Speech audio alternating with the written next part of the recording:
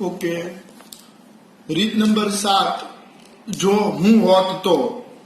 હવે થોડી ઘણી એવી એક વાર્તા દ્વારા હું શરૂઆત કરવા માંગુ છું કે પેલા પિતા કોઈ બિઝનેસ કરતા હોય અને રાતના વાળું ટાઈમે દીકરો એમ કહેતો હોય કે પપ્પા હું હોત ને તો હું આટલો નફો લાવત કે હું આટલી ખોટ કરત। એ પ્રકારનો એક દાખલો છે। મિત્રો, એક નમ્ર વિનંતી છે કે દાખલાઓને જીવનના વ્યવહાર સાથે જોડી દેજો, તમને કોઈ દિવસ દાખલા ભૂલાશે નહીં। અચ્છા, હવે પહેલો દાખલો છે રીત નંબર 7, જો હું હોત તો। એક વેપારીએ 45 નારંગી ₹40 વેચતા 20% ખોટ જાય છે, તો 20% નફો લેવા વેપારીએ ₹24 કેટલી નારંગી વેચવી જોઈએ? મહેસૂલ તલાટી 2016 આ દાખલો પૂછાયેલો છે, બરાબર। તો આમાં એક દેશી સૂત્ર બનાવેલું છે કે કુલ રકમ છેદમાં નારંગી, એ નારંગી છે એટલા માટે નારંગી, ગુણ્યા ટકા, બરોબર। કુલ શબ્દ ન લખો તો પણ ચાલશે। રકમ રૂપિયા છેદમાં નારંગી ગુણ્યા ટકા, બરાબર છે। હવે પહેલું વાક્ય જુઓ, રકમ કેટલી છે? એક વેપારીએ 45 નારંગી ₹40 વેચતા 20% ખોટ જાય છે, તો ડાબી સાઈડ અહીંયા કેટલા છે? ₹40। અહીંયા રૂપિયાના સ્થાને લખશું આપણે 40। એક વેપારીએ 45 નારંગીના નંગ કેટલા કીધા છે? 45, એટલે અહીંયા આવી જશે 45 ગુણ્યા વેચતા 20% ખોટ જાય છે, તો અહીંયા યાદ રાખજો ખોટ જતી હોય ને તો એ 100 માંથી બાદ કરવાના, તો 100 માંથી 20 જાય તો 80, બરોબર। બીજું સેન્ટેન્સ જોઈએ તો 20% નફો લેવા વેપારીએ ₹24 કેટલી નારંગી વેચવી જોઈએ? તો રૂપિયા અહીંયા આગળ આપ્યા છે 24, કેટલી નારંગી એટલે એ તો આપણે શોધવાની છે ભાઈ, નારંગીની સંખ્યા, તો અહીંયા x લખી નાખો, ગુણ્યા વેચવી જોઈએ, બીજું જોઈએ તો 20% નફો કીધો છે। જો મિત્રો 20% નફો, તો અહીંયા ઘણું થઈ જાય 100 માં 20 આપણે ઉમેરી દઈશું। હવે ઘણી રીતોથી આપણે આગળ વધી શકીએ એમ છીએ, તો ગણિતમાં કોઈ એક રીત અપનાવી અને એની અંદર તમને જે ફાવે એ રીતના આગળ વધવાનું। તો હું કહું છું ચોકડી ગુણાકાર, તો 40 x અને 120 આમ ગુણાકાર થશે, આમ આમ, તો 40 ગુણ્યા x ગુણ્યા 120 બરોબર 24, હવે આમ ગુણાકાર ગુણ્યા 45 ગુણ્યા 80, જો બરોબર ને જમણી બાજુ શું હતું? 24 ગુણ્યા 45 ગુણ્યા 80। હવે અહીંયા x ને કરતા બનાવો તો 40 ગુણ્યા 120 અહીંયા છેદમાં આવી જશે, હવે છેદ ઉડાડો, 40 એકા 40, 40 દુ 80, 24 પંચા 120, 5 નવા 45, શું પડ્યું રહ્યું? તો કે 9 ગુણ્યા 2, તો 9 દુ શું થઈ જશે? 18, તો આપણો જવાબ આવી જશે x બરોબર 18। ઓકે। ઓફિસ આસિસ્ટન્ટ 2015 ની અંદર પૂછાયેલો આ દાખલો છે। રકમ છે ₹60 45 નારંગી વેચતા 20% ખોટ જાય છે, તો ₹112 કેટલી નારંગી વેચવાથી 20% નફો થાય છે? અચ્છા, તેનું સૂત્ર બનાવ્યું છે આપણે રકમ છેદમાં નારંગી ગુણ્યા ટકા, બરોબર। એ જ વસ્તુ લખશું, રકમ છેદમાં નારંગી ગુણ્યા ટકા। તેથી પેલી વાત જોઈએ આપણે, ₹60 45 નારંગી વેચતા 20% ખોટ જાય છે, તો ₹60, તો એકદમ ધીમું લઉં છું, કોઈ એમ કે મને નથી સમજાતું એવું નહીં બને ભાઈ। 45 નારંગી ટકા 20% ખોટ કીધી છે, જુઓ, એટલે 100 માંથી બાદ કરી દેવાની એટલે 80, તો ₹112 તો 112 કેટલી નારંગી? તો x, વેચવાથી 20% નફો, તો અહીંયા આગળ ઉમેરી દેવાના છે 100 માં, ટકા છે એ ઉમેરવાના છે હો ભાઈ, ખોટ હોય તો બાદ કરવાની, અને નફો હોય તો ઉમેરવાનું. હવે ચોકડી ગુણાકાર, તો આમ થાય 60 ગુણ્યા x ગુણ્યા 120 બરોબર. આ ગુણાકાર હવે આમ થાય, આનો આની હરવાર, આનો આની હરવાર. આને કહેવાય અગ્ર વિકર્ણો, આ પ્રતિ વિકર્ણો, પ્રતિ ઘટકો. 45 ગુણ્યા 80 ગુણ્યા 112, 45 ગુણ્યા 80 ગુણ્યા 112 બરોબરની જમણી બાજુ. શું હતું બરોબરની જમણી બાજુ? 45 ગુણ્યા 80 ગુણ્યા 112. x ને કરતા બનાવો તો છેદમાં શું આવી જાય? 60 ગુણ્યા 120. હવે આમાં છેદ ઉડાડવાની મજા એવી છે કે બધા પોતપોતાની રીતે છેદ ઉડાડે છે, અને એ જ સાચી શોર્ટકટ છે જે તમે નાનપણથી શીખ્યા છો. જો તમારી અંદર પહેલેથી જે હુનર છે એને તમારે પ્રોત્સાહન દેવાનું છે, બરાબર ને? હવે દાખલા તરીકે હું વિચારું છું, આમ કહું 20 ચોક 80 અને 20 તેરી 60. હજી આપણે વિચારીએ 15 તેરી 45, 15 અઠ્ઠા 120. આ 3 ને આ 3 કેન્સલ થઈ ગયા. હજી ઉડાડો 4 દુ 8, 2 ના અડધા 1 અને 112 ના અડધા 56. જો બસ કાંઈ વધ્યું નહીં, 56 વધ્યા. તેથી x બરોબર 56. ઓકે. રીત નંબર 8. જો તો એક વેપારીએ એક વસ્તુ 10% ખોટથી વેચી, પણ જો તેને પડતર કિંમત કરતા રૂપિયા 110 વધારે લીધેલ હોય તો તેને 12% લેખે નફો થયો હોય તો તેની પડતર કિંમત કેટલી થશે? રોજગાર અધિકારી વર્ગ 2 2012.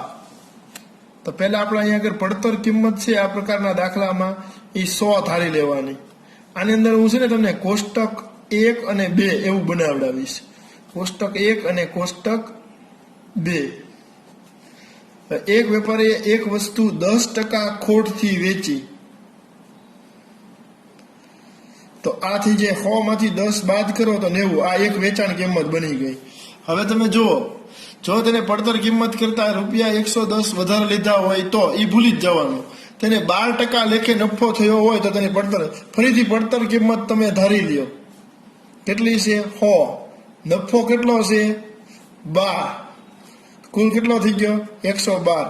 એટલે અહીંયા વેચાણ કિંમત 112 થઈ ગઈ. હવે આગળ આ બે વચ્ચે તમે જુઓ તો બે વેચાણ કિંમત વચ્ચે તફાવત કેટલાનો આવ્યો? 22 નો આવ્યો. ક્યારે આવ્યો? ત્યારે પડતર કિંમત તમે 100 ધારી હતી, બરોબર ને? 112 માંથી 90 બાદ કરી દીધા. હવે અહીંયા કે તમને આપેલું છે 110. 110 તફાવત હોય ત્યારે પડતર કિંમત કેટલી? તો પડતર કિંમત બરોબર 110 ગુણ્યા 100 છેદમાં 22.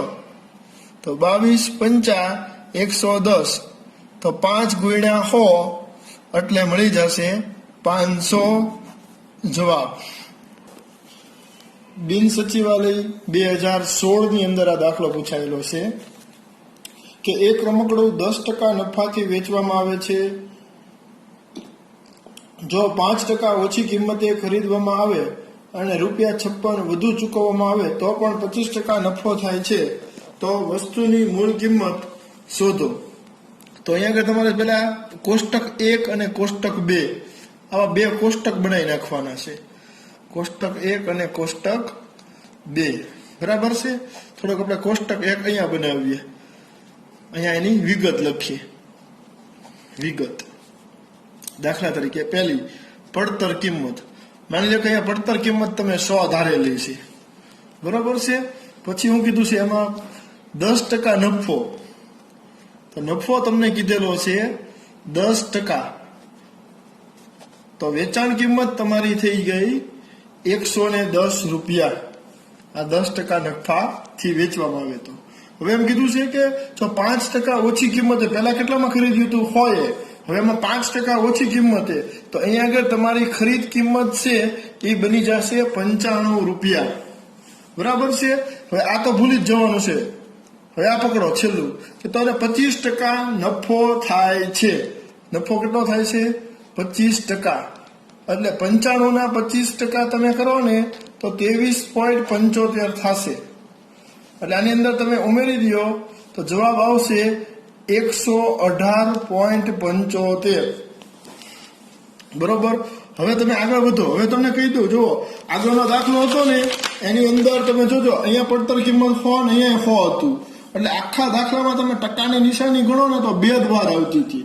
અહીંયા તમે જો ટકાની નિશાની તમે ગણો ને તો કુલ 3 વાર આવે છે. 3 વાર આવે છે ને એનો મતલબ એમ છે કે અહીંયા પડતર કિંમત બદલાતી હશે. અહીંયા 100 છે તો અહીંયા 100 નથી, 95 આવી ગયા. જુઓ એટલો ફેરફાર થાય છે. આ પ્રકારના દાખલાની અંદર આટલું તમારે ધ્યાન રાખવું પડશે.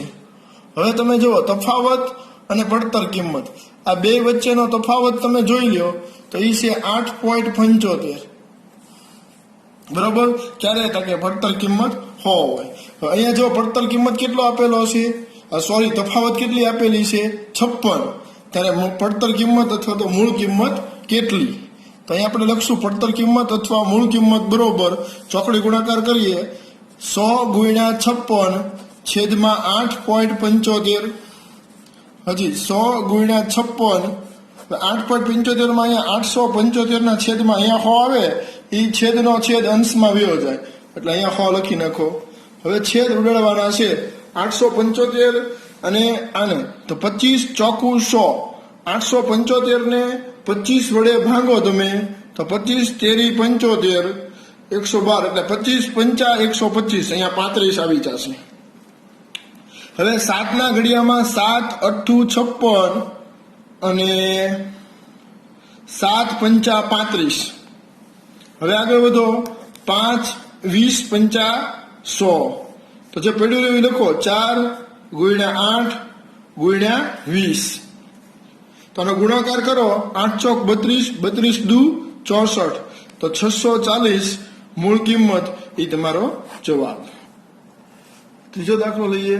એક ટેબલ 20% નફાથી વેચે છે. અહીંયા આપણે પહેલા કોષ્ટક બનાવી નાખું. ચાલો કોષ્ટક પહેલું 20% નફાથી વેચે છે. તો દાખલા તરીકે મૂળ કિંમત છે એ રૂપિયા 100 છે. હવે હું કીધું 20% નફો, આ 20% નફો. ચાલો પહેલી લાઈનમાં આવ્યો છે ને, જો આ તો આની પરથી શું થાય જાય 120 રૂપિયા તમારી શું બની ગઈ વેચાણ કિંમત. હવે જો કોષ્ટક નંબર 2 બનાવું છું, તો દાખલો કદાચ ઓછો સમજાણો હોય તો આ લઈ લઉં છું. હવે એમાં હું કીધું કે જો તેણે 10% ઓછી કિંમતે ખરીદ્યું હોય, તો પહેલા 100 માં ખરીદ્યું હતું, તો આ વખતે એની કરતા 10% ઓછી કિંમત, એટલે આપણે 100 માંથી 10 બાદ કરી દો તો 90 આવે, તો તેને 10% નફો મળે છે. હવે આની ઉપર નફો કેટલા ટકા લેવાનો છે ને 10%. તો 90 ના 10% તમે કરશો તો 9 થશે.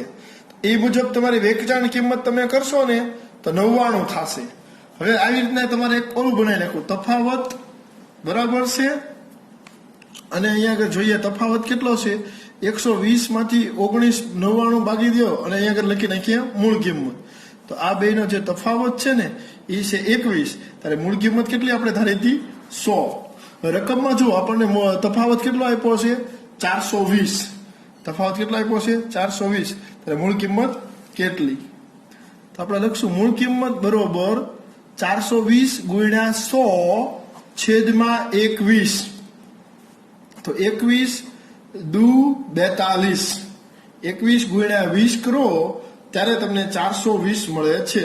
તો શું વધ્યું 20 ગુણ્યા 100, તો 20 ગુણ્યા 100 કરો તો તમને શું મળી જાય 2000. એ તમારો શું થઈ ગયો